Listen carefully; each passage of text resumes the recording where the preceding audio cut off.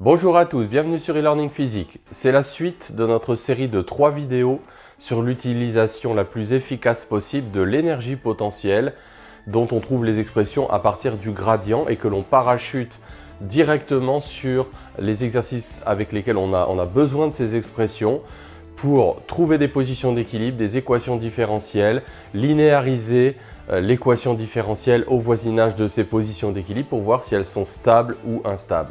Donc, première vidéo, on a vu comment établir avec le gradient les énergies potentielles. Deuxième vidéo, on a vu l'utilisation directe de l'énergie potentielle pour étudier les positions d'équilibre et leur stabilité.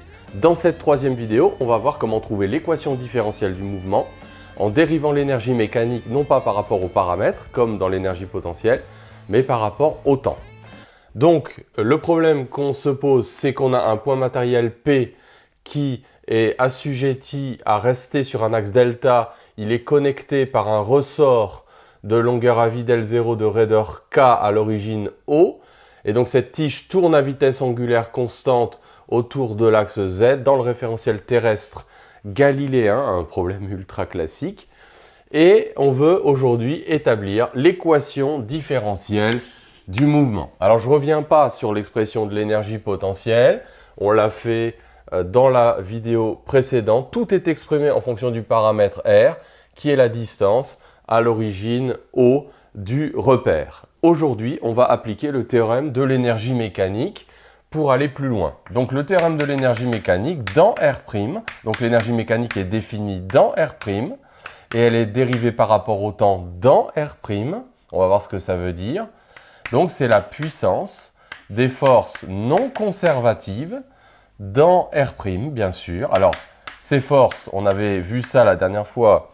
Donc, il y avait la réaction.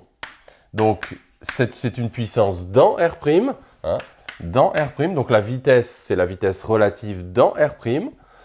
Donc, il y a deux forces non conservatives, a priori. La force de Coriolis et la réaction de l'axe, puisque ce mouvement se fait sans frottement.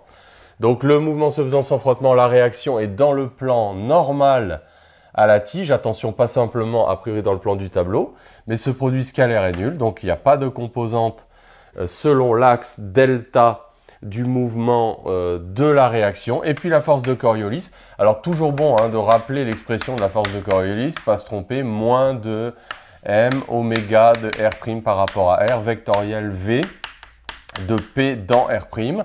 Donc, elle fait intervenir un produit vectoriel avec la vitesse dans R'. Donc, cette force de Coriolis est perpendiculaire à V de P dans R'. Donc, sa puissance est nulle. Et donc, l'énergie mécanique se conserve dans le référentiel non galiléen tournant avec la tige. Donc, on va simplement écrire la conservation de l'énergie mécanique, mais avant, il faut écrire l'expression de l'énergie mécanique. Alors attention, bien sûr, l'expression de l'énergie mécanique, ce n'est pas le théorème de l'énergie mécanique, c'est juste l'expression de l'énergie mécanique. Donc, 1/2 de m fois la vitesse de P dans R', plus l'énergie potentielle qui, elle, est une fonction de R. Alors, reste à se poser la question, mais c'est quoi la vitesse de P dans R'? Attention! Pour un observateur de R', le mouvement du point matériel P, c'est juste un mouvement de translation le long de l'axe delta, puisque en fait, l'observateur de R' ne voit pas la tige tourner. Ce n'est pas un observateur qui est lié au sol, mais c'est un observateur qui est lié à la tige. Donc pour lui, le point matériel P a simplement un mouvement de translation. Voilà pourquoi j'ai dit que l'énergie mécanique était définie dans R'. Elle sera dérivée par rapport au temps dans R' également. Donc la vitesse, c'est simplement R point. Donc cette énergie mécanique, ça fait 1/2 de m R point carré plus l'énergie potentielle de R, donc dont l'expression est écrite ici. Alors pour trouver l'équation différentielle du mouvement, eh bien maintenant on va dériver l'énergie mécanique par rapport au temps. Donc on va véritablement appliquer le théorème de l'énergie mécanique. Donc ça va nous donner d2em, la dérivée de l'énergie mécanique par rapport au temps égale 0 égale. Donc ça va faire m r point, j'ai simplifié par 2. Donc ça c'était la dérivée de l'énergie cinétique. Alors attention, hein, on dérive maintenant par rapport au temps. Donc mgr point cos alpha plus donc kr moins L0 R point. Encore une fois, une simplification par 2, mais il ne faut pas oublier de multiplier par R point. Et puis moins m oméga carré, donc 2r R point, donc les deux se simplifient, fois sinus de alpha. Alors, allez, je vais effacer ici, parce qu'on va avoir un petit peu de travail à faire. Donc, un travail de linéarisation. Allez, on va tout effacer.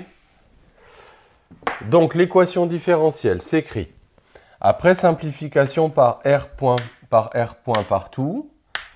Bon, je pourrais également diviser par la masse. Donc, on va avoir R point plus... Alors, les termes en R, donc on aura K sur M moins oméga carré. Bon, alors ça a l'air bien homogène. Moins oméga carré sinus alpha fois R égale. Et on va mettre de l'autre côté du signe égal tout ce qui ne dépend pas de R.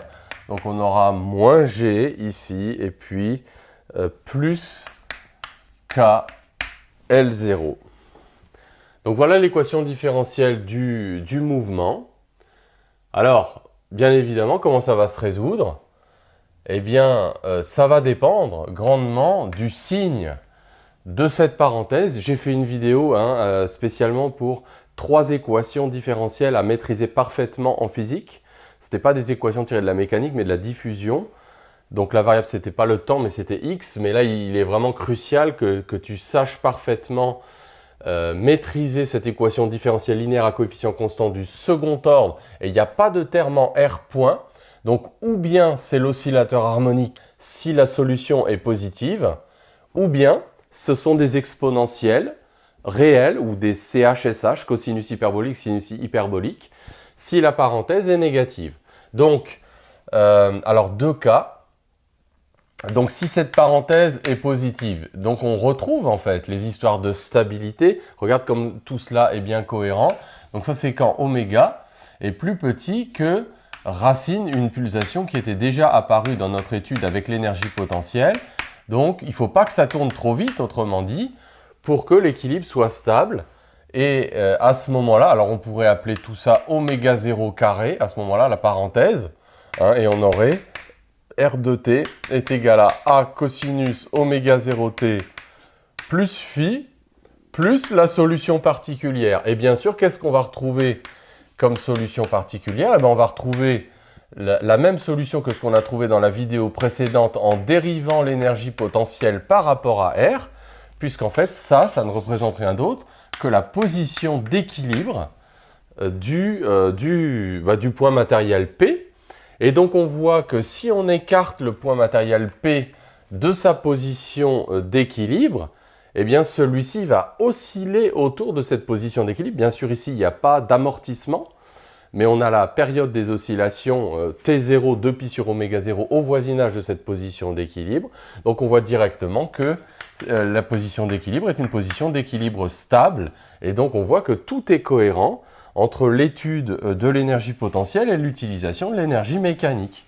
Alors bien entendu, si maintenant au contraire cette parenthèse est négative, à ce moment-là on va la noter moins oméga 0 carré, cette parenthèse. Et donc on aura R point point moins oméga 0 carré, R est égal à moins G plus K L0, et donc là, R de t, donc somme de la solution de l'équation sans secondement, donc on aura des exponentielles ou des CHSH, et la solution particulière, c'est toujours la position d'équilibre. Et donc, à cause de cette exponentielle divergente ici, bon, celle-là, elle tend vers 0, quel que soit b, mais à cause ici de cette exponentielle divergente, on voit qu'au contraire, si on écarte le point de sa position d'équilibre, le point va diverger. Donc ça, c'est quand ça tourne plus vite, à cause donc de la force d'inertie d'entraînement, dont l'effet va être plus grand que le poids et que la force de rappel du ressort. Alors évidemment, on sait que le point étant lié Par le ressort, évidemment, l'expression même du ressort et de l'énergie potentielle élastique est vraie à condition que l'allongement ne soit pas trop grand. Mais donc, on voit que là, à ce moment-là, on a un équilibre instable. Et ça, c'est une... Voilà, à chaque fois que tu vas linéariser, que tu vas écrire l'équation différentielle du mouvement au voisinage d'une position d'équilibre, il n'y a que deux choses qui peuvent arriver. Ou bien tu tombes sur l'équation de l'oscillateur harmonique et l'équilibre est stable, puisque ça veut dire que le point oscille autour de sa position d'équilibre. Ou bien tu tombes sur une équation avec un moins ici, et ça va s'intégrer en exponentielle réelle ou en CHSH.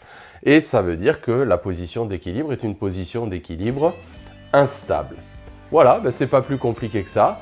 L'utilisation de l'énergie potentielle, mais croisant mon expérience, très efficace de connaître parfaitement ces énergies potentielles et de parachuter leurs expressions afin de ne pas passer tout ton temps dans un tel exercice à simplement redémontrer l'expression de l'énergie potentielle, parce que les questions véritablement intéressantes, ce sont celles que l'on vient de résoudre ici. Voilà, et bien à bientôt.